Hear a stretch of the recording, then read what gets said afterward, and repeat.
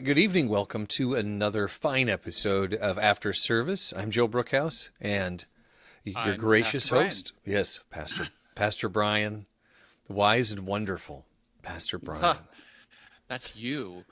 Oh, come Wonderful, on. wonderful, yes. Wise, I don't know. Oh, yeah. But, speak very briefly. I know it's a complete sidetrack, but this is what we do. Yeah, When I was younger, I remember clearly thinking, why do I want wisdom? I remember, in college, you're really getting into Jesus and the Bible. I'm like, no, I want truth, or I want all these other things. Is like wisdom. But ever since I've had kids and been a pastor, I pray wisdom daily. I crave yeah. wisdom. Hey, Derek. Oh, yep. Derek says hello. Hello, Derek. Good to see you or Yeah, hear you, or I'm glad you're with us. yeah. What's funny is for me growing up, my parents were always very good about pointing out to me that, and they weren't trying to be mean or anything, that common sense was not my strong suit. Hmm. And common sense and wisdom to me are, Yeah, synonymous. it's kind of the same thing. Yeah. And so I've always valued that, partially because I recognized that, impulsivity and the lack of wisdom has made life much more difficult than it really needed to be. And I'm really grateful that I married somebody and this is the analogy that we use in our household, is that Vanessa is the person that if you say, don't put your hand on the stove, you'll get burned, she'll go, oh, okay, I won't do that. And she Hmm. just won't. And I'm going like, okay, cool. And then I'll forget it and go, oh, hey, I better not do that. She's one of those people that just picks, she's intelligent and wise. Hmm. And she keeps us fairly well balanced, which means that the past 2 weeks where she's been in Texas has been, there's been a distinct lack of wisdom, but a lot of Avengers. So, Well, and we saw Godzilla versus Kong, which was a wonderful popcorn movie. I'll have to see it. I don't think I've had the boys watch any of these monster movies, which is a crime that they have missed out on all of the monster movies, going all the way back to the Creature from the Black Lagoon. And I think that we did watch one Abbott and Costello one. Oh, right. Um, We talked about that's this it. last week, didn't we? Yeah, we did. Did Oh, we? yeah, I Was think it we maybe it was did. at church? Was it on here? No, I think it was on here because I went ba ba ba. We were talking about the theme songs, remember? Oh. Right. Anyways, And hey, Jan's on. hi Jan. I'm glad you're with us. Yep. Thanks for saying hello. And as folks are joining us, feel free if you have questions from our service on Sunday to pose those questions, or if anything that we say that you'd like some clarification on, or just us to spend some more time on, let us know. Hello, Jen. Good to see you. Thank you for Hi joining Jen. us. So we have Jen, Jan, and Derek so far. So this last Sunday was Easter Sunday, and I guess the first thing I want to throw out there is this is our second pandemic Easter. And how did this compare to last year in terms of like feeling like we're getting closer to a regular Easter? Well, I'd like to hear your answer to that too, but mine was much closer Yeah. because we had people. Yeah. It still didn't feel fully the same as we had one visitor who came said it didn't feel like a traditional Easter service, Hmm. which my initial thought with that is, what is traditional service? It's been so long, I don't even remember what it is. Well, yeah. So I don't know. I think in the 8 years that this because Easter's kind of like my eighth is kind of when Yeah, I celebrate my anniversary with the church here. It's been my 8th year, and there was one year where we did an Easter program. that's right. You did a choir like thing. Yeah, and we put a lot of effort into it, and I would say that the preparation for that was better than the execution of that, and that's not a slam on anybody who participated. It's it fell short in my mind because we introduced a lot of songs and so it couldn't really be participatory. Yeah. And so I don't know that I know a lot of churches who do spectacle for Easter, But and we're not a spectacle people. no, we're not. And I kind of reject that a little bit. Spectacle's One of not the things my I like about you. yeah, skinny jeans and spiked hair. It's not a thing that's ever going to happen with me. And Yeah, and we really are, at least I am, and I imagine you are too, are really aware, almost hyper so, that right now it it feels more like a production than it ever has.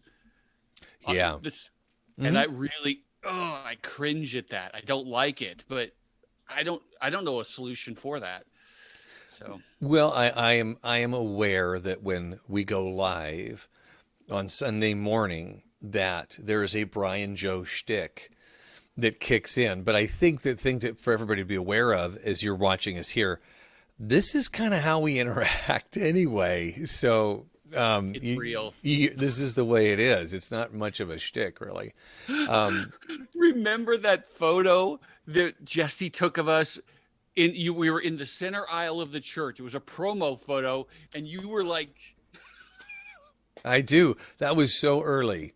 yeah, That was so early, and it was painfully. It was painful. It wasn't. It it was wasn't great. painful. Yeah, it was not. Speaking of painful, look at this thing. All right. Oh, Anyway, yeah. you're beautiful. Thanks. Okay. So back to the question. I think there were two things about Easter this year that one that made it feel more like a traditional Easter for us, and another that didn't feel like it connected. And the one I'll start with the negative, not the negative, but just the not as awesome. I'm really looking forward to having a worship team back together again. Yeah. I remember when I first started at the church, it was about 6 weeks before there was an actual worship team, Yeah. or 6 to 8 weeks or something. And now, with the exception of Ted and one Sunday with Derek, and Derek, we're going to get you in, buddy. We'll get you in. We just really haven't had a worship team up In there. a year. It's a practical thing. It's safety. Without that team, like, I miss hearing Debbie's voice. Hmm. She's got such a lovely harmonizing voice. I'm looking forward to Tom, who's been vaccinated, being up there and singing again. There's an energy there. Now, having said that, I mentioned this on Sunday. It's the first time that Dale has been there in over a year. Yeah. And that when I That was said huge. I started to cry after he walked inside, because it's just like, I'm so grateful to see him, and knowing that he was unable to participate for so long and now he's back. You know, it was really wonderful. What a wonderful time to have him back and to celebrate that. Yeah. Now we've been talking for 10 minutes and we have not talked about the sermon. So thank you everybody who's watching for your patience up to this point. So again, this is like one of my favorite stories. This is the outside of the Mark and Sam. Oh yes, go ahead. Can you, hey, people who are listening, if you could you type in some things that you're excited about seeing coming back in? I think that would be an interesting thing. Go ahead. No, that would be a good perspective to understand what they may Yeah. have missed, and that's great for us to help from a prioritization perspective. Yeah. So, story, lovely story. Yeah, we've got the outside of the Markan sandwich. So last week we had the inside, which is the woman who had bled for 12 years, and now we have Jairus and his daughter and her resurrection via Hmm. Jesus. And so one thing I don't know if you got too much into, so I just want to kind of throw it out there is, what's the deal with the sandwich? It's not a joke. I mean, why? Oh, yeah. Yeah. What's the deal with the sandwich? Why is it there? Right. Um, there's this is how the commentaries dealt with it. I'll say that is there's a lot of connections in terms of just parallels. Yeah. She was bleeding for 12 years. The girl was 12 years. They're both women. There's both are helpless. there's a lot of these little things like Hmm. that connect, that make you go, huh. Um, because of the sequence and because they're always together, those two stories in all the Gospels. Well, it's not in John.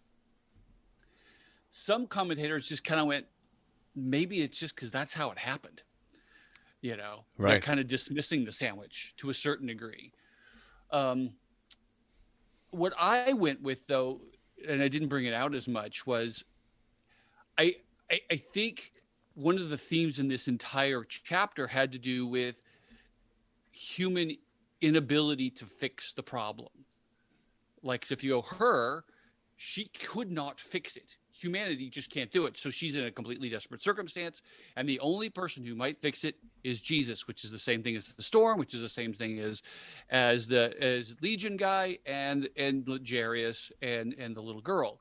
And so there's this. It just brings us to this moment of we can't fix it, but there's also along with that is she's an interesting model of faith that is being, and Jesus is asking Jairus to have her faith.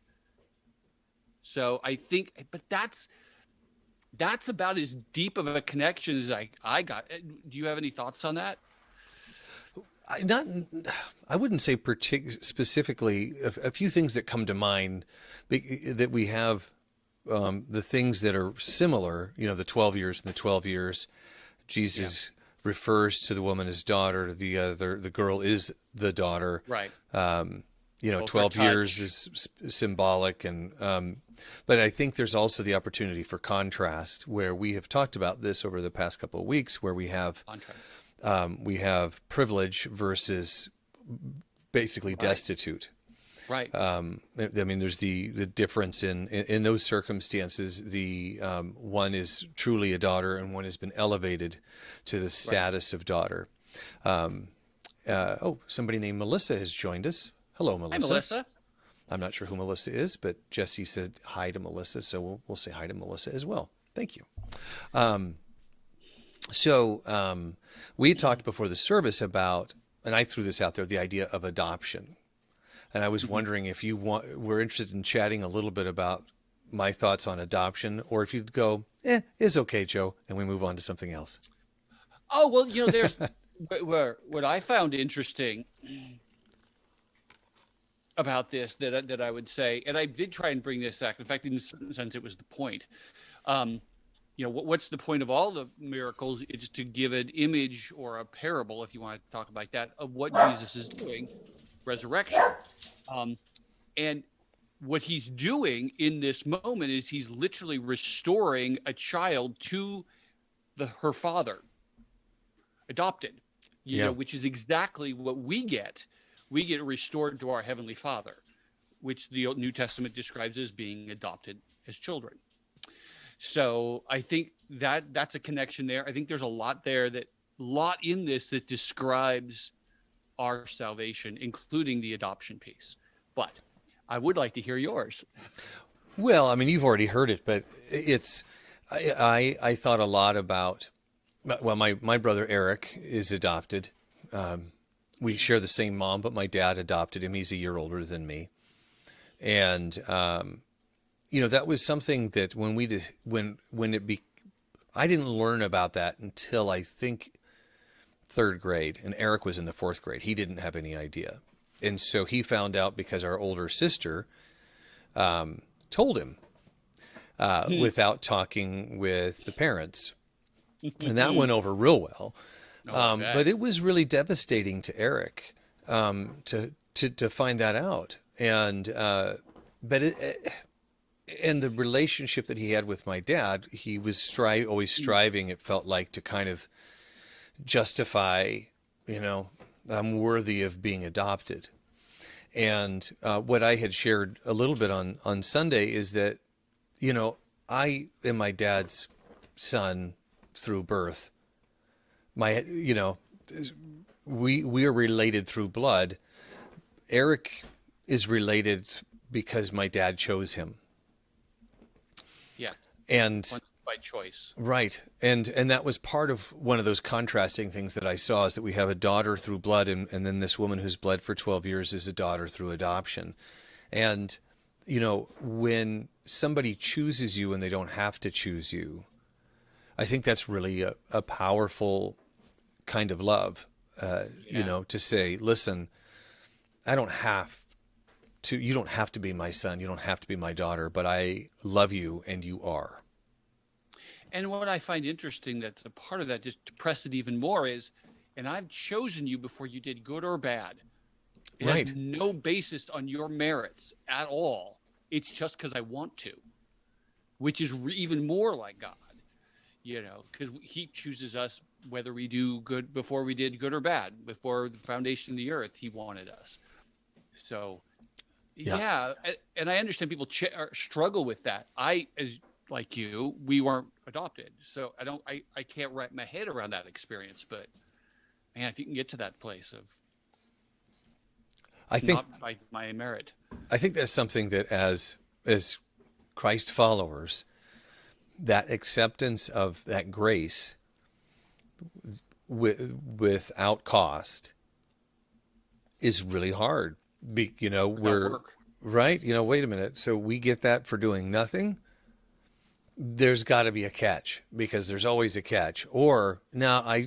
I probably need to earn it Don't I have to somehow. do something? Yeah. No, Do you nothing. ever go to like a friend's house for dinner and you feel like, I just can't sit here and relax because I need help with the dishes or something like that? Yeah. I hope you do. Otherwise, you're a terrible guest. But no, I feel that way. I feel that there's a certain, like, oh man, I don't want to just sit here. And to be able to sit and rest in acceptance of that and recognize that you really had nothing to do with it, that's really hard. Here's another contrast. The girl had the woman initiated, and Right. the girl could not. Right. Anyway, there's these things. So what's a question that you were hoping I would ask you? Well, you've asked some of them, and I think I I want to go back to your point there of the choice. And I like where we're going with this, because I think the whole point of this was that it's an image of salvation. Um, and I wonder if people think like that when they look, what's the point of the parables? What's the point of, why is he doing it? I mean, on one hand, he's doing it because it's a nice thing, but it's deeper than that. And so, yeah, I think, I think that piece of us talking about, like, we didn't initiate it. There in salvations like that. On one hand, we do initiate. We do have to crawl to Jesus and say, help. And on the other hand, we are completely acted upon, and he literally picks us up and raises us up. And there's passages that describe that. So I think it's just a great metaphor that is helpful to think about. So I suppose the question I would ask you is, what did you think of that as an Easter sermon? Oh, I was just going to comment on that. And by the way, hey, Bob, thank you for your comment. He Hi, does Bob. it out of love for us. I was just about ready to comment on the fact that this was an Easter sermon where, I woke up that morning knowing what you were going to teach on, and also thinking about Mary at the tomb, and I'm here looking for my Savior, and they've taken him away, and Oh, that, and really thinking about the nature of grief and loss, and then his resurrection and what that means, and then thinking about Thomas and his doubt, and all those things. And then so when I came to church, and this is what's being taught, I'm thinking about Jairus, and I'm thinking about the extraordinary pain of losing someone that you cherish yeah, so greatly, and then to have them restored. And it's a wonderful parallel. And yeah, as you referred to it, the foreshadowing of of the crucifixion and the resurrection in this story provides. And it I think it reinforces a lot of the idea that Jesus has experienced everything that we will experience. He has experienced this loss and then the reinstatement, or whether it's Lazarus or whether it's Jairus's daughter. I It really resonated with me on a maybe a more relatable level in some ways, and part of that is probably that it's a family member. You mentioned your dad and your mom and the loss of both of them over the past 3.5 years. And when you've experienced that, and then you see this story of Jairus and the daughter being raised up, it provides this connection to the resurrection story that brings it just a little bit closer, if that makes And I sense. think that's the thing that I think before that experience, I think I may have recognized, yeah, of course this is hard, but it would have been really easy to skip past that moment for me and Hmm. not recognize the significance of the news she's dead, Hmm. which, those of us who've lost somebody like a parent or a child, my grandma, and I'm not trying, everybody's grief is their own, and it's all unique flavors, but I can say for me, it's exponentially different to Oh yeah. lose Hmm. a parent than it is to lose a grandparent. And I cannot imagine the agony of losing a child. Right. Um, Let's not explore that at all. Um, you know, not uh, this, no, but yeah, the grief, yeah, just recognizing where he was at. And I think when we come to the scripture, you need to take a moment and recognize what's actually happening here. And I think we don't do that too often. I think a lot of people just read through it like, oh, okay, yeah, he died. Okay, right. what's the Well, point? there's a without. Well, I'm going to be very personal. I'm going to be very personal.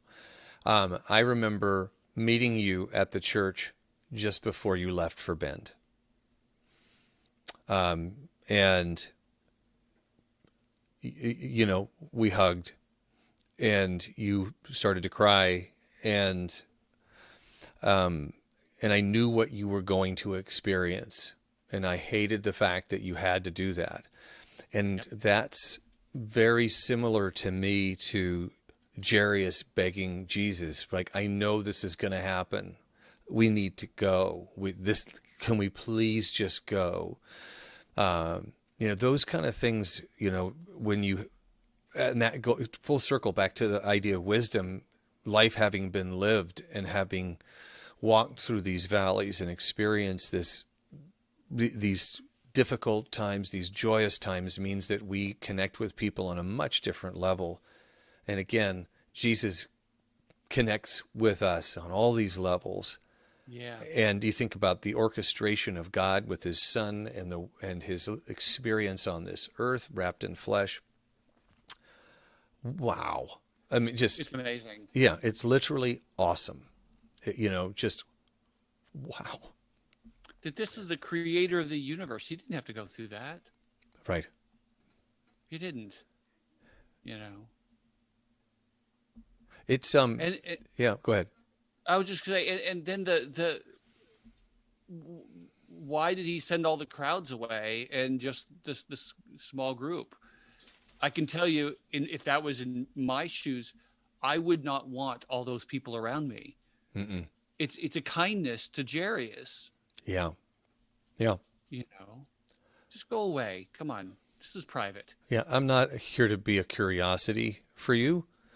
Yeah. If you want to be around me as the world is stopping, then be here for me as the world is stopping. Let's celebrate this loss together. But don't be sitting here staring at me. That's unkind. Yeah. Right. Yeah. And so, boy, it's an interesting that we went this way, but and I did actually scavenge for my memorial message. I don't know if you realize that. Oh no. Yeah, someone I was talking about, what does death mean part. But part of that, I mean, my basic point I always encourage people at funerals is to grieve, but do it with hope. And we don't often grieve enough. We Hmm. don't. I actually had one person one time after I said that. He says, "I've never been told I can grieve." Are you? This was an old woman. Mm. She's literally, I don't know how to feel about that. It's like, yeah, you need to grieve, but you don't grieve without as if there's no hope. So, yeah. Anyways, I don't know if we intended it to be this heavy, but I don't. I think if you don't recognize the heaviness of the loss, then you can't appreciate what is gained through it. yeah, that's what Easter's all about. Yeah. It's the contrast between, oh my gosh, he just lost his daughter. You've lost your husband, you've lost your wife, you've lost your child, you've lost your friend. And the resurrection means it's not the end of the story. Yeah. Yeah, that's why it's so significant. And we lose that. I could preach on that. Good Lord. We lose oh, yeah, Jesus rose from the dead. Yay. Yeah. The familiarity, breeds, you know, uh, resentment and, oh, pizza's not that big a deal. I hate to make it that minor, but I grew up and pizza was a big deal. You got pizza maybe 3 times a year. And when you got it, we get to have pizza. In my house, it's like, have we done pizza yet this week? Yeah, well, we could do it again. It becomes a minor thing, and realizing that we're almost at 30 minutes, but it's why I think we do a great job with communion at our church because we don't let it become a ritual or routine, that it is special every time. And some might argue you need to do it less frequently to keep it special. I think it's really about your heart and where your heart is with that. And as we think about Easter, as we think about resurrection, as we think about this promise that it's only routine if you allow it to be so. Yep, absolutely. Yeah. Well, any other thoughts as we're wrapping up because we're coming on close to our 30-minute time period? Um, no, no. I think we pretty much, it's a simple story. There's a lot of parallels, but it's a really simple story. Um, I could talk a little bit about this next week because I mentioned what we're going to do. Pray for me, and that's to all of you and you, because I'm going to touch on identity politics, and um, just in the sense of and there's good things about it and there's bad things about it, just like every other trend in our society. So that'll be good, but just because we need to understand who we are in Jesus, and that makes such a gigantic issue. And it's an opportunity for us as the church because that's what everybody's talking about. Who are you? Identity is so important to so many different things. Taking the word politics out of it, but just talking about identity. Oh, Even it's the huge. words that we use, and I don't want to go too long, but when you say I'm an idiot, that has much more power than saying, oh, I just acted like an idiot. One says what your identity is, and the other describes what you've done. Action. Right. Yeah. And so identity is powerful in both a negative and a positive way. So this will be really interesting, and I will definitely pray for you because it's big, big deal. It's a big deal. It's a Yeah. big deal. But there's some really good stuff out there, and I'm mostly going to try and convince people that they need to shift their identity to Jesus. That's the Amen. big one. Yeah. So, anyways, that's about it. There's a preview for Sunday. Excellent. That's it. All right, guys. Then thank you for watching this evening. Appreciate your interaction. Always, we want to encourage you, ask questions. I'm constantly watching the chat on the right-hand side just in case something pops up. But regardless, We love you. We appreciate you. And we'll see you Sunday. And we'll see you next week on After Service. Take care. All right. Take care.